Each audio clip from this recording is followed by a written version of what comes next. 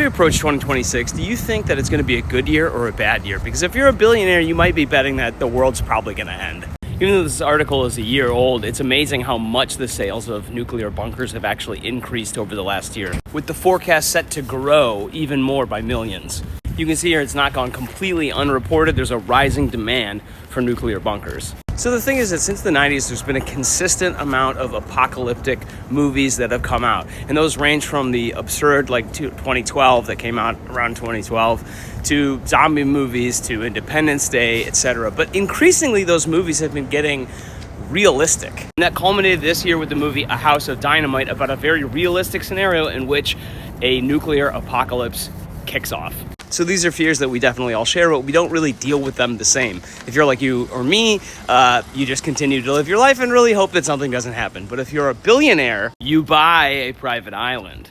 You see, everybody has the same strategy, which is make enough money to build a spaceship that helps you escape all of these problems. You see, the people who live at this economic echelon do not exist in the same community that you or I do. They exist in their own communities, and their own communities are being safeguarded against what they see as the inevitable thing that's going to happen, probably, which is that the global scale catastrophe is in fact going to happen. You see, capitalism has had a few hallmarks since its inception by the Portuguese on the island of Madeira in the 15th and 16th century. One of those is class stratification, the other is worker exploitation, usually in the form of slavery, and finally, material and natural resource despoiling. We are now running into the end stage, the late stage of the capitalism we've been living under for years. And the evidence for this is all around, but some of the strongest of it is just the fact that every one of these billionaires is trying to build rocket ships to take us off the planet, or bunkers so that they can wait out the eventual collapse. This is exactly what happened on the island of Madeira 600 years ago, is that the resources and the environment which were used to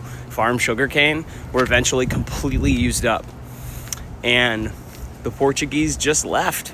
I didn't make this just to be a prophet of doom coming into the next year, but I did want to make it to say, let's please make this a year in which we seriously hold those to power account in any way we can, to try to make sure that they understand that the system needs to change, because it's not good for normal people, it's not good for the planet, and it's eventually going to result in maybe the destruction of everything.